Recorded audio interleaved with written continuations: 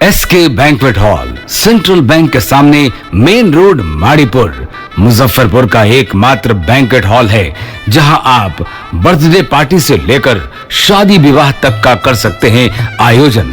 2500 square feet का 3 बड़ा hall. SK banquet hall में seminar, wedding ceremony, kitty party या बर्थडे पार्टी के साथ अन्य आयोजन को किया जा सकता है। 24 घंटे बिजली पानी के अलावे पार्किंग और लिफ्ट की सुविधा है उपलब्ध। फुल्ली एयर कंडीशन इस बैंक्वेट हॉल में 1, 2 नहीं 18 बाथरूम और कई कमरे हैं उपलब्ध। बेहतरीन लाइट से सुसज्जित एसके बैंक्वेट हॉल बुक करने के लिए आज ही संपर्क करें 7005576759 82599547 इस न्यूज के प्रायोजक हैं मां Bhavani decor private limited, 0 mile, Dadar road, Khudiram Bose college के निकट, मुजफ्फरपुर।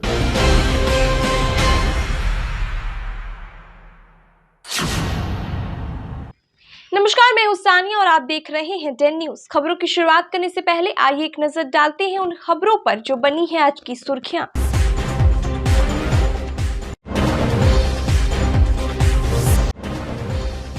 महिला को जिंदा जलाकर मारने का किया प्रयास, असफल होने पर ससुराल वालों ने धारदार हथियार से वार कर सुला दिया मौत की नींद। घटना को अंजाम देकर ससुर और बहनोई है फरार।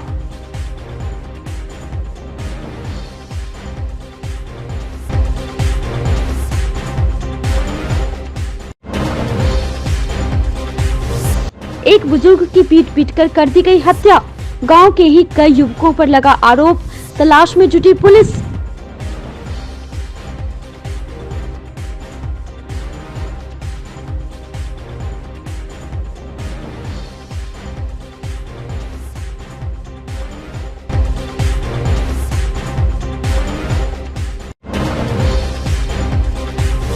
और न पुलिस से न भगवान से डर रहे अपराधी मंदिरों में भी लगातार दे रहे हैं वारदात को अंजाम।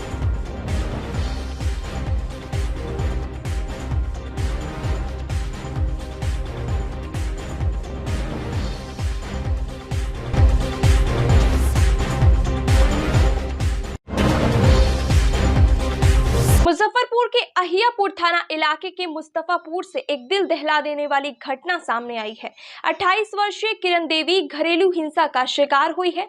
ससुराल वालों ने मिलकर उसकी हत्या कर दी। पहले उसे जिंदा जलाया गया, वह नहीं मरी तो धारदार हथियार से उसे काट दिया गया। आनंद फानन में उसे इलाज के लिए हॉस्पिटल में भर्ती कराया गया, जहां उसकी मौत हो गई। घटना की सूचना पर उसका भाई संजीत मायके से पहुंचा। उसके बहनोई राजेश और ससुर रामानंद शाह समेत अन्य पर हत्या का आरोप लगाया गया है। बताया जा रहा है कि घर में किचन बनाने को लेकर विवाद चल रहा था। 2008 में उसकी बहन की शादी हुई थी, तब से ही विवाद चल रहा था। आज उसी विवाद में उसकी हत्या कर दी गई। पहले उसे जलाया गया, फिर धारदार हथियार से काट कर मार दिया गया। इधर जानकारी मिलने पर अहियापुर थानेदार विजय कुमार ने भी मौके पर पहुंचकर जांच की। आरोपी घटना के बाद से घर से फरार बताए जा रहे हैं। संजीत ने बताया कि उसका बहनोई दूसरे प्रदेश में रहकर काम करता था। बहन के 2 बच्चे हैं। कई वर्षों से आरोपी उसे प्रताड़ित कर रहे थे। उसकी बहन घर में किचन बनवाना चाह रही थी, जिसका वे लोग विरोध कर रहे थे। रविवार रात भी उसकी बहन ने उसे कॉल किया था, कहा कि मुझे इंकड़ी घर बनाने वाला झाड़ दे देना, किचन बनवाना है। उसने कहा कि ठीक है, जल्द ही लेकर आएगा। आज उसके बहनोई ने कॉल किया और कहा कि तुम्हारी बहन को जिंदा जला दिया है। इतना कहकर कॉल काट दिया। वह भागते हुए अपनी बहन के घर पहुंचा, जहां से SKMCH में भर्ती होने की बात पता लगी। लेकिन जब वह हॉस्पिटल पहुंचा तो उसकी बहन की मौत हो चुकी थी। किचन के घर के बारे में ना सब सास ससुर मिलकर उसका मटिया तेल उजल के और खिड़की में सलाई बार के फेंक दिया। अच्छा, क्यों किया था ये सब? तो हमको इतना किचन घर के लिए सब किया है। किचन घर हाँ, पहले से तो शुरू से 2008 में शादी हुआ ना, उस समय से भी उससे अति देखना नहीं चाहता है सास ससुर। 2008 से हमारा बहन को जो शादी हुआ 2008 में, उस समय से हमारा बहन पर लगा हुआ है। अभी 2022 चल रहा है, इतना साल हो गया, इतना साल में हम लोग दवा उवा कर धीरा उड़ा कर रखते थे अपना बहन को। रात क्या हुआ? रात का मामला नहीं है, सुबह का मामला है। सुबह का मामला है कि हमारा बहन फ़ोन किया था कि से संजीत बोलूँ इकड़ी उकड़ी होता ना, थोड़ा हमारा 2-3 बोझा कीन दे बोलूँ, हम किचन रूम बनाएंगे। ठीक, हम बोला कि हमारे इधर तो इकड़ी नहीं है, टीना चाहे बांस खरीद लो, उसका झरा बना के टाटी घेर लो, खाना बनाओ, उस जब तक पैसा होगा तो उसके बाद ईंटा को बना लेना, सर दिक्कत क्या है। इतना ही बात बोले, हम लोग बतिया उतिया कर रख दिए। उसके बाद हमको 9 बजे फ़ोन आया, इसका पति फ़ोन किया राजेश कि आपको बहन के देह में आग लगा ले लो, ऐसे बोला। हम फ़ोन इतना बार सुने, हम फ़ोन काट दिए। हम बहन के भी बोले हम जा रहे थे दीदी यहाँ, दीदी ऐसे बात हो, हम बोल के उसके बाद हम चल गए। हमको बोला हम भी चल, हम बोला कि नहीं जाओ तुम लड़की कहाँ जाएगा। हम चला गया, हमारा देखता है तो एकदम पूरा आदमी बुझा उझा दिया था कि हम गेट उसे खोले, उठा अपने गेटों वाला का चाहे गाड़ी वाला कुछ भी फ़ोन किए, 3-4 गाड़ी वाला का फ़ोन करते हुए नहीं आया कोई गाड़ी वाला। हमारा एगो दोस्त है वो आया, कौन मारा? देवर, 3 ठो देवर है, लालू है, अरुण है, राजीव है, ससुर हो गया रामनंदन शाह, सास के उसका नाम नहीं हम जानते, कौशल्या देवी है, एगो रवीना देवी है, एगो पूजा देवी है। किससे शादी हुई थी बहन की आपकी? बहन का शादी राजेश शाह के साथ। राजेश शाह कहाँ है अभी? घर पे है। कहाँ पर शादी की थी, कौन जगह? मुस्तफापुर थाना अहियापुर पड़ता है। क्या चाहते हैं आप लोग? हम लोग इंसाफ मांगते हैं। इंसाफ चाह रहे हैं, गिरफ्तारी हो लोग। हाँ, बताइए। पूरा गिरफ्तारी हो, पूरा फैमिली का। शादी के हुआ इसको 10 साल, बहुत 10 अच्छा करता था। 10 साल से बेसी हो गई, 18 साल से। अरे इनको बोलने दीजिए, वो बोलने दीजिए, पूरा बात बताइए। क्या हुआ? पहले सामान के लिए झगड़ा करता था, अभी किचन बनाने घर बनाया 1 महीना हो रहा है। घर बनाया, उसके बाद अंगना में पहले से ठीक था, कल्ले से झगड़ा कर रहा है किचन बनाने के लिए। माटी उटी यही भरवाया था, सब ले लिया। आज किचन बनाने के लिए वही जा रहा था, 2 गो गोतनी, 3 गो देवर, सास ससुर मिल के घर बंद करके आग लगा दिया। बच्चा 2 गो गोतनी है, 3 गो देवर है, सास है, ससुर है, पति भी है उसका। पति भी है, सब मिलके। हाँ, बच्चा के स्कूल भेज दिया था, बच्चों भी अभी नहीं दिया है। पति क्यों मारा? सब वो मिला जुला है ना। पति उसका फोन किया था कि बस आके घर पर देख लीजिए, हमको भाई छोटा गया था, जब तक गया था तो लाश के घर में आग लगा हुआ था, लाश के अंगना में रखा हुआ था, जल रहा था, सब भागा था, नहीं था कौन उसको। अच्छा, काटने का भी प्रयास किया गया? हाँ, काटने भी प्रयास किया था, हम पता है, ये तो नहीं गया था लाने, हम गए। कल भी हमसे मिलने आया, घर पर हम ले गए चलने के लिए, अपना घर पर आया था, बगल में मार्केट है, सामान खरीदी, बोले कि इसे बोलू यहाँ हमको नहीं रहने देता है तो हम चल जाएंगे पटना। तो हम बोले कि ना जाने के लिए, तो बस बोला ना चल जाएंगे 2-3 दिन में। से बहुत सब परेशान करता है, मारता उठता है। इससे पहले भी 10-15 दिन पहले भी मारा था, छोटका देवर से तिरिया चला के मारा था गर्दन पर। मुस्तफापुर से एक लड़की के जलने का मामला आया है, जिसमें उसके परिजन लोग, माने उसके पिता और भाई लोग उसके ससुराल वाले पक्ष पर आरोप लगाए हैं, वो लोग उसको जला के मार दिया है। जी, क्या कार्रवाई आगे की? यहाँ इंक्वेस्ट बना दिया गया है, पोस्टमार्टम के लिए भेजा गया है। बॉडी सर आप भी देखें कितना परसेंट? लगभग 90%, 95% जला हुआ है, चेहरा से लेकर पैर तक जला हुआ है। जलने के बाद काटा भी गया क्या, ऐसा बता रहे परिवार वाले? नहीं, ऐसा कुछ तो नहीं दिख रहा है। कहाँ का मामला है? ये मुस्तफापुर का मामला है, मुस्तफापुर अहियापुर थाना अंतर्गत आता है। मतलब क्या कार्रवाई कर रहे हैं आगे ही कार्रवाई वहाँ पे पुलिस को भेजा गया है। कितने लोग इसमें नामजद हैं? इसमें नामजद अभी 5-6 हैं। मृतका का नाम सर? मृतका का नाम किरण देवी है, उसके पति का नाम राजेश शाह है, जिसकी उम्र लगभग 30 वर्ष है। इसमें आरोपी है? हाँ, पति भी आरोपी हैं। मुजफ्फरपुर में एक बुजुर्ग की पीट कर हत्या कर दी गई और शव को सड़क किनारे फेंक दिया गया। घटना मीनापुर थाना इलाके के पुरैनिया गांव की है। इस वारदात के बाद इलाके में हड़कंप मचा हुआ है। मृत बुजुर्ग की पहचान उसी गांव के 65 वर्षीय महेंद्र शाह के रूप में हुई है। सूचना पर पहुंची मीनापुर पुलिस ने शव को अपने कब्जे में लेकर पोस्टमार्टम के लिए एसकेएमसीएच भेज दिया। मृतक के शरीर पर कई जगह चोट के निशान पाए गए हैं। गला दबाकर हत्या करने की आशंका जताई गई है। घटना के संबंध में मृतक के पुत्र मिथिलेश शाह ने बताया कि उनके पिता का घर में ही एक छोटा सा चाय का दुकान है। दुकान में अक्सर कुछ असामाजिक तत्व आकर स्मैक का नशा करते हैं। विरोध करने पर पिता से हमेशा मारपीट करता था। मिथिलेश ने गांव के ही विपिन कुमार, बिट्टू कुमार, राजेश और लालू पर हत्या का शक जाहिर किया है, क्योंकि मिथिलेश का कहना है कि इन्हीं लोगों के द्वारा पिता से हमेशा मारपीट किया जाता था। फिलहाल पुलिस का कहना है कि सभी बिंदुओं पर जांच की जा रही है। दोषी को किसी भी हाल में बख्शा नहीं जाएगा।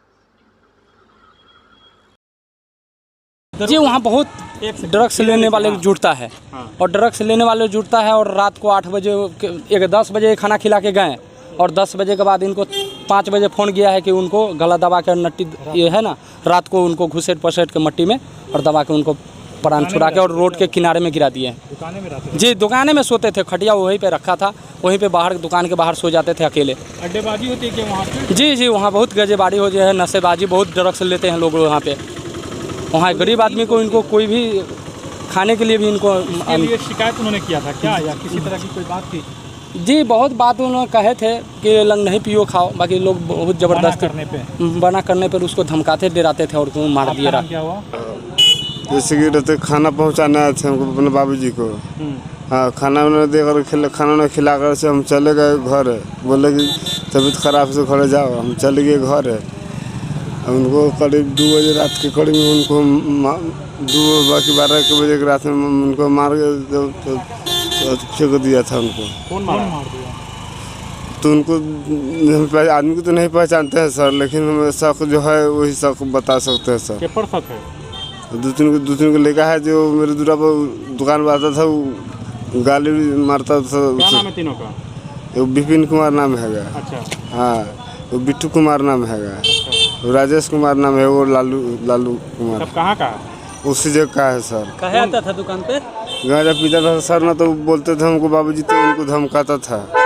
अच्छा धमकाता था कि मार देबो? हाँ कभी कहता था कि बोलो गांजा नहीं पीने देगा तो यहाँ मार देंगे बोलो। अच्छा मार देंगे ना, मार दिया। मृतक का जी। नाम क्या है? मृतक का नाम महेंद्र शाह है। क्या करते हैं? वो चाय बेचते थे। दुकान पर ही आता था। आपका नाम जी हमारा नाम मिथिलेश साहब। क्या है मृतक के? उनका लड़का है। उनका लड़का है? जी। कौन गांव का घटना है? मीनापुर पुरनिया गांव का है। मीनापुर पुरनिया गांव। पुरनिया गांव का मामला। कब की घटना है? कल रात का है सर। कल रात का घटना। केस कर दिए इस पे? सर केस तो अभी नहीं किए हैं सर। अभी मीनापुर में आज सुबह एक व्यक्ति का डेड बॉडी मिला है। पुरनिया गांव में, मीनापुर थाना अंतर्गत पुरनिया गांव में एक वृद्ध व्यक्ति का डेड बॉडी मिला है। पोस्टमार्टम के लिए हम लोगों ने भेज दिया है। पोस्टमार्टम के बाद चीज़ें स्पष्ट हो पाएंगी। क्या जानकारी क्या मामला है? 2-3 चीज़ों पे हम लोग काम कर रहे हैं। बेसिकली जो जानकारी सामने आई है वो ये कि वो चाय की दुकान चलाते थे। कुछ बिंदुओं पर विवाद उनका था। हर बिंदु पर हम लोग जांच कर रहे हैं, इन्वेस्टिगेशन कर रहे हैं, उसके बाद ही चीज़ें स्पष्ट हो पाएंगी। परिजन कह रहे हैं कि कुछ नशेड़ी में उनकी हत्या की है। अभी इस विषय में कुछ भी कहना मेरे ख्याल से जल्दीबाजी होगी। अनुसंधान उपरांत ही इस विषय में ठोस निर्णय तक पहुंचा जाना संभव प्रतीत होता है। मुजफ्फरपुर में चोरों के हौसले इतने बुलंद हैं कि अब ना तो उन्हें पुलिस का डर रह गया और ना ही भगवान का। शायद यही वजह है कि अब भगवान का घर भी महफूज नहीं रह गया। अपराधी बेझिझक मंदिर में भी वारदात को अंजाम देने लगे हैं। चोरों ने मक्खन साथ चौक स्थित बाबा गोरेश्वर नाथ महादेव मंदिर में हनुमान जी के मुकुट गदा सहित लाखों के देवी देवताओं की मूर्तियों को गायब कर दिया। पिछले 2 महीने से साहू पोखर महादेव मंदिर, कालीबाड़ी वैष्णो मंदिर, ब्राह्मण टोली स्थित त्रिशूल मंदिर में भी चोरी हो चुकी है, पर मुजफ्फरपुर पुलिस अभी तक किसी मामले का उपभेदन नहीं कर सकी है। मक्खन साथ चौक स्थित बाबा गोरेश्वर नाथ महादेव मंदिर में बीती रात चोरों ने मंदिर के गेट का ताला तोड़कर हनुमान जी का चांदी का मुकुट गदा, त्रिशूल चांदी और सोना का खड़ाऊ, अष्ट धातु की मूर्ति सहित मंदिर की दान पेटी में पड़े रुपयों को उड़ा ले गए।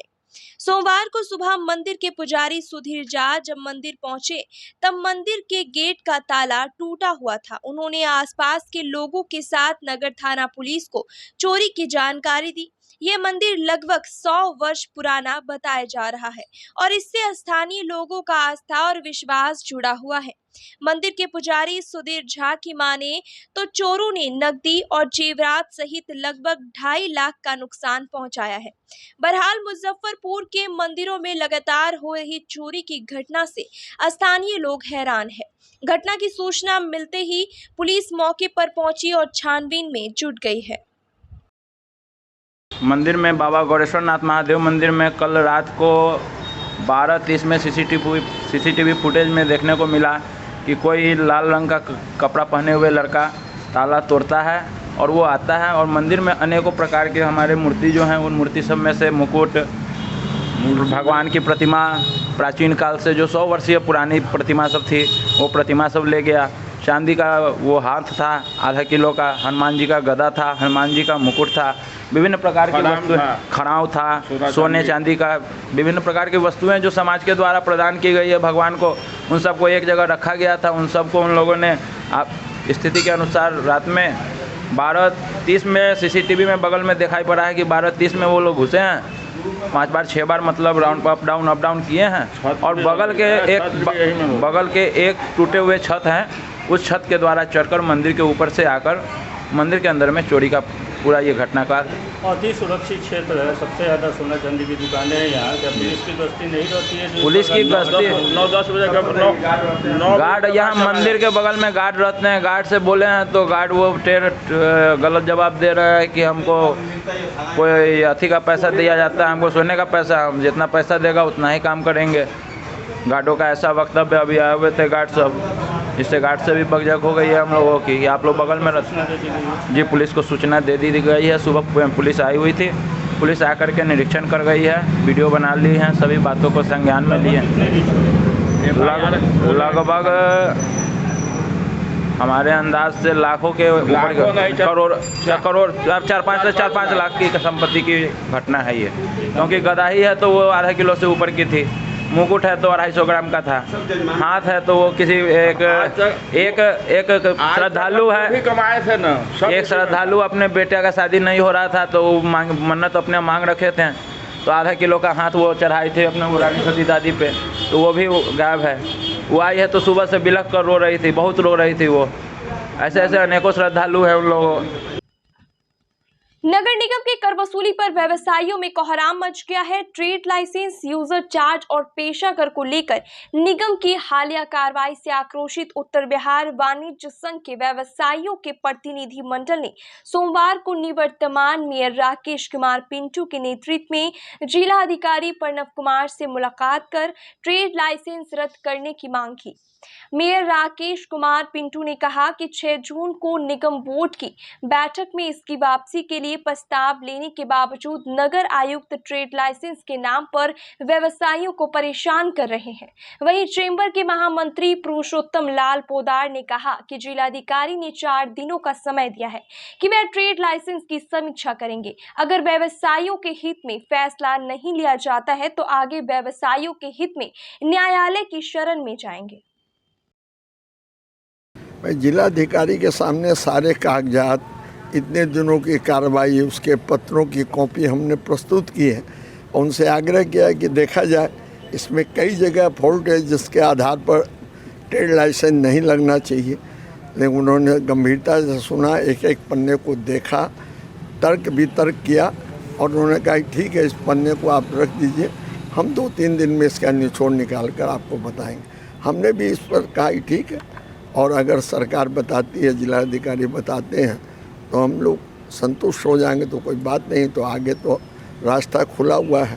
सरकार के यहाँ गए हैं, ऊपर कोर्ट में जाएंगे, लेकिन यह अनुचित है। ट्रेड लाइसेंस गैर कानूनी है, आप पेशा कर ले रहे हैं जिसका हिस्सा नगर निगम को मिलता है, फिर डिपार्टमेंट से मिलता है, फिर आप डबल जो सो क्यों इसको लेने की धौस बना रहे हैं।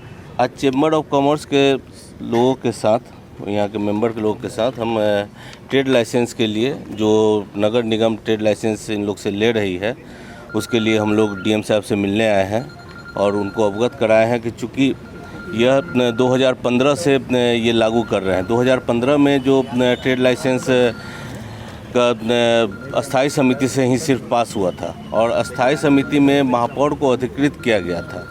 महापौर ने उसके बाद अधिकृत होने के बाद महापौर ने स्पष्ट लिखा है कि बोर्ड और सरकार से अनुमोदन के उपरांत ही इसे लागू किया जाए। जब बोर्ड में और सरकार से अनुमोदन नहीं प्राप्त हुआ तब इसको क्यों लागू किया गया, यही हम लोग क्वेश्चन डीएम साहब से किए हैं कि जब लागू ही नहीं, बोर्ड में आया ही नहीं तो इसको नहीं लागू किया जाए। वो ये सब बिंदु पर जांच कर बोले हैं 3-4 दिन में हम आपको खबर करते हैं, बताते हैं। फिर उसके बाद आप संतावना दिए हैं कि मैंने जल्द से जल्द इसको वो देखेंगे। श्रावणी मेला को लेकर नगर निगम द्वारा राम दयालु गुमटी से आरडीएस कॉलेज तक अतिक्रमण हटाने का अभियान शुरू किया गया। इस दौरान काजी मोहम्मदपुर पुलिस साथ रही। निगम कर्मियों ने राम दयालु बस पड़ाव सहित सभी प्रमुख मार्गों से अतिक्रमण हटाने का काम शुरू कर दिया। नाला के ऊपर बने दुकान और होटलों को बुलडोजर से तोड़कर हटाया गया। अतिक्रमण हटाने के दौरान कई बार स्थानीय लोगों का आक्रोश भी पुलिस को झेलना पड़ा।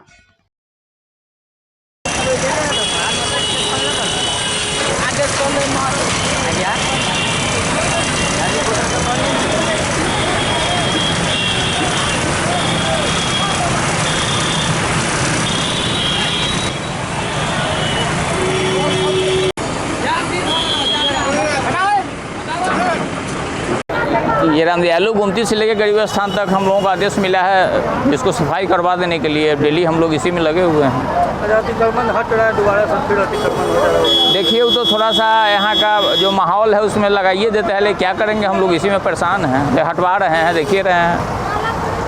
की जा रही है आज ये राम दयालु गुमटी से लेके हम लोग आज रैन बसेरा तक सफाई का कार्यक्रम चला रहे हैं।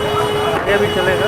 हाँ, लगातार चलता रहेगा श्रावणी मेला तक। सोमवार को कुटनी विधानसभा क्षेत्र के NH 22 के अप्रोच रोड को अतिक्रमणकारियों से मुक्त कराने की मांग को लेकर कुटनी विधायक अनिल सहनी ने जिलाधिकारी से मुलाकात कर ज्ञापन सौंपा। विधायक अनिल सहनी का कहना है कि उनके विधानसभा क्षेत्र के फकुली, केशराबा, ढोढी लाला, ढोढी रतन सहित 6 गांव के नागरिकों को अप्रोच रोड पर अतिक्रमण के कारण काफी परेशानियों का सामना करना पड़ता है। मुजफ्फरपुर पटना मुख्य मार्ग होने के बावजूद मुख्य मार्ग के अप्रोच रोड को अतिक्रमणकारियों द्वारा कब्जा कर लिए जाने से जाम की समस्या झेलनी पड़ती है। उन्होंने बताया कि जिलाधिकारी ने त्वरित संज्ञान लेते हुए एसडीओ पश्चिमी ब्रजेश कुमार को जांच कर जल्द से जल्द अप्रोच रोड को अतिक्रमण मुक्त करने का निर्देश दे दिया है। जिससे बात इसी पर किए हैं कि हमारे कुरहनी विधानसभा क्षेत्र अंतर्गत जो है सो मुजफ्फरपुर और पटना मार्ग में तो आप नहीं मिलिए पथ निर्माण विभाग का जो NH का जो रोड है उसे लोगों ने, भूमाफियाओं ने बुलडोज़र भरा के तोड़ दिया। बुलडोज़र के माध्यम से लगभग 33 कट्ठा ज़मीन को इन लोगों ने टारगेट कर उसको बेचने का प्लानिंग किए हुआ है, जिसको वहाँ के स्थानीय जनता हमें खबर की। वहाँ के मुखिया, वहाँ के जिला पार्षद, वहाँ के सरपंच, वहाँ के पंच, वहाँ के अन्य जो भी जागरूक समाज सेवी लोग थे, खबर किए। हमने त्वरित कार्रवाई करते हुए इस पर डीएम साहब को कहें, डीएम साहब भी इस पर त्वरित कार्रवाई करते हुए जो है सो अनुमंडलाधिकारी पश्चिमी को नियुक्त किए हैं, जो अभी घटनास्थल पर गए हैं प्रतिनिधि मंडल के साथ, जो जांच कर डीएम साहब को इसका रिपोर्ट देंगे। कि अभी भी जाके आप लोग भी जाके देख सकते हैं कि अभी भी दोनों तरफ रोड बचा हुआ है, बीच का रोड गायब हो गया। ये कौन लोगों ने किया? आपने तो सुना होगा कि देश के पूरा निजी संस्था का हाथ बेचा जा रहा है। अब बिहार में भी सरकारी अस्पताल भी बिक रहा है, पंचायत समिति बिक रहा है, अब लोगों को चलने वाला रोड भी बिक रहा है। तो कहाँ है नीतीश का सुशासन? कहाँ है नीतीश जी सोए हुए हैं? कहाँ नहीं जाग रहे हैं उत्तर बिहार के लिए? क्यों जो है सो रोड को कटवा रहे हैं? इस प्रकार से मैं आपके माध्यम से सरकार को चेतावनी देना चाहता हूँ। और कुरहनी की जनता ही नहीं, पूरे मुजफ्फरपुर के जिला के जनता, जो पटना जाने आने का मार्ग था वह जो अवरुद्ध हुआ है, वो किसके कारण से हुआ? इसको जो करने वाले जो भूमाफिया है उन पर कड़ी से कड़ी सजा होनी चाहिए, यह मैं मांग करता। वेतनमान की मांग को लेकर मुजफ्फरपुर के शिक्षा सेवक तालीमी मरकजों ने सोमवार को समाहरणालय में धरना दिया। तालीमी मरकज कर्मियों के धरना में कुटनी विधायक अनिल सहनी भी शामिल होकर साथ दिए। उन्होंने कहा कि ये लोग कई वर्षों से ग्रामीण क्षेत्र में बच्चों को शिक्षा दे रहे हैं, लेकिन इन लोगों को अभी तक वेतनमान से वंचित रखा गया है। इनकी आवाज़ सदन में भी उठाएंगे। देखिए, धरना प्रदर्शन जो है सो महादलित उत्थान शिक्षा सेवक तालीमी मरकज संयुक्त संघ पर कराया जा रहा है। जो इन लोगों के वेतन के मूल रूप से मांग है तो वेतन को बढ़ाया जाए। जब टोला शिक्षक का नाम खाली नाम बदलने में ही लोग, केंद्र सरकार और बिहार सरकार खाली नामे बदलने में माहिर है और के ज़िला को नाम बदल रहे हैं। कहीं जो संस्था चल रहा था टोला सेवक, उसका नाम बदल कर जिला शिक्षा तालीमी कर दिए, मगर जो शिक्षक संघ करके, और ठीक है आप नाम बदलिए, जितने बार नाम बदलिए, मगर आप नाम भी बदलिए तो उसके साथ साथ उसका वेतन भी बदलिए। उसका वेतन भी आपको बदलना चाहिए। जो अभी सदियों से चला आ रहा है, जो मतलब कि इन लोगों का वेतन 9600 रुपया, क्या आज के डेट में इस महंगाई में इस 9600 रुपया में किसी का भरण पोषण होने वाला है? आज जो है सो जो अपना शिक्षा देकर लोगों को जागरूक कर रहे हैं, लोगों को शिक्षित बना रहे हैं, जो अशिक्षित है उनको शिक्षित बनाने के काम कर रहे हैं, आज जो है सो उसको जो है भुखमरी के शिकार हो रहा है। तो मैं आपके माध्यम से इस सुशासन की सरकार नीतीश कुमार का ध्यान आकृष्ट करना चाहता हूं, शिक्षा विभाग को इसके ओर जो है सो ध्यान आकृष्ट करना चाहते हैं कि कब तक आप भूखा पेट जो है सो लोगों का सेवा आप लेता रहिएगा। जिस प्रकार से आप संस्था का नाम बदल कर और लोगों को भरमाते रहते हैं, तो आप एक काम जरूर कीजिए कि इन लोगों का भी वेतनमान बढ़ाइए और वेतनमान बढ़ाकर इन गरीबों को जो है सो उचित जो है सो आप वेतन दीजिए। जो अभी जिस प्रकार से अभी जो इन लोगों का वेतन मिल रहा है वो दैनिक मजदूरी से भी कम है, दैनिक मजदूरी के से भी कम है। तो किस प्रकार से अपना लोगों को शिक्षा दे पाएंगे, इसके ओर सरकार का ध्यान आकृष्ट करने के लिए इन लोगों ने धरना प्रदर्शन का आयोजित किए हैं। पटना और दरभंगा के बाद try colour properties private limited जल्द ही मुजफ्फरपुर में भी अपने कई प्रोजेक्ट को लॉन्च करेगा, जिसे लेकर सोमवार को रामदयालु स्थित एक होटल में एनुअल मीट का आयोजन किया गया। ट्राई कलर प्रॉपर्टीज के ईडी रंजन कुमार झा ने बताया कि ट्राई कलर के कई प्रोजेक्ट हैदराबाद, पटना, दरभंगा, विशाखापट्टनम, बेंगलुरु, मुंबई और दुबई में चल रहे हैं, जिसमें अपार्टमेंट और शॉपिंग मॉल का निर्माण ट्राई कलर के द्वारा किया जा चुका है। जल्द ही मुजफ्फरपुर में भी कंपनी अपने कई प्रोजेक्ट को लॉन्च करेगी, जिसके प्रमोशन के साथ ही आज एनुअल मीट का आयोजन किया गया है, जिसमें कंपनी के बेस्ट एम्प्लॉइज को सम्मानित किया गया।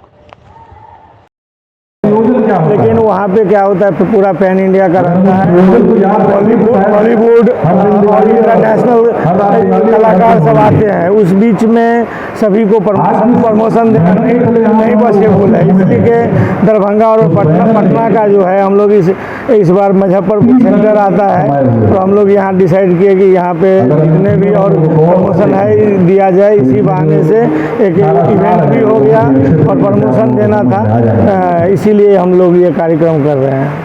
किस तरह का वर्क कर रही है कंपनी आपके साथ भी? सभी किस तरह का वर्क कर रही है? हम लोग वैसे तो ढेर सारे फील्ड में है, लेकिन हम लोग का जो मेन प्रॉपर्टी का है, उसमें हम लोग विलास हो गया, अपार्टमेंट्स हो गया। अभी हमारा हर एक जगह, अभी दरभंगा में भी आने वाले समय में एक विला बनाने जा रहे हैं, पटना में भी हम लोग अपार्टमेंट बनाने जा रहे हैं। इस तरह का हम लोग का काम। बिहार में क्या प्रोजेक्ट लेके आ रहे हैं सर? आज हम यहाँ पे भी डिक्लेयर करने वाले हैं। मुजफ्फरपुर में भी आपको एक जल्दी हमारा देखने का मिलेगा और दरभंगा में भी एक नया प्रोजेक्ट लॉन्च हो रहा है। वेब सीरीज पंचायत 2 की कहानी एक असल जिंदगी पर बेस्ड है। इसे प्रोड्यूस किया है मुजफ्फरपुर के अरुणव कुमार ने। सुख दुख और हंसी ठहाकों से भरी इस वेब सीरीज को और खूबसूरत बनाने में अपना योगदान दिया है मुजफ्फरपुर के बेटे लाल शिव स्वरूप ने। जी हाँ, इस सीरीज में फौजी का किरदार निभा रहे लाल शिव स्वरूप ने अपनी दमदार एक्टिंग से सभी दर्शकों की आंखें नम कर दी। शिव स्वरूप ने 8वीं कक्षा तक की पढ़ाई बिहार से ही की। इसके बाद वह अपने परिवार के साथ दिल्ली आकर बस गए और अपनी आगे की पढ़ाई जारी रखी। उन्होंने अपना पहला कदम थिएटर से शुरू किया और फिर शॉर्ट फिल्म लिफ्ट, नरसंहार सहित कई अन्य में काम किया, लेकिन उन्हें एक नई पहचान मिली पंचायत से। ब्रह्मपुरा थाना चौक निवासी विनोद कुमार और आभा कुमारी के मंझले पुत्र शिव स्वरूप का कहना है कि आज उनकी कामयाबी में मुजफ्फरपुर की काफ़ी बड़ी भूमिका है। मुजफ्फरपुर ने ही उन्हें डटे रहना सिखाया है, स्ट्रॉन्ग रहना और अपने सपनों के लिए लड़ना सिखाया है। शिव ने अपनी कॉलेज की पढ़ाई BE इंडस्ट्रियल इंजीनियरिंग कर्नाटक से की। शॉर्ट फिल्म के लिए कई पुरस्कार मिले और फिर पंचायत, जिससे उन्हें एक नई पहचान मिली। एक छोटे से शहर से होकर बड़े सपने सजाना और उन्हें पूरा करना उतना भी मुश्किल नहीं, मगर सपने को साकार करने की जिद ज़रूर होनी चाहिए।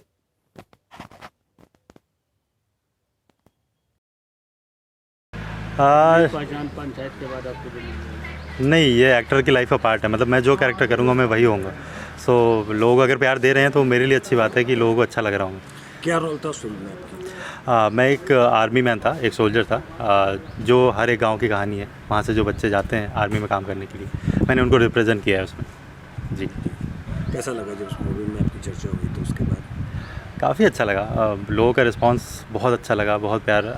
क्योंकि ये फिल्म जो थी, ये वेब सीरीज़ जो थी, वो थोड़ा पहले रिलीज़ हो गई थी, 18 तारीख को रिलीज़ हो गई थी।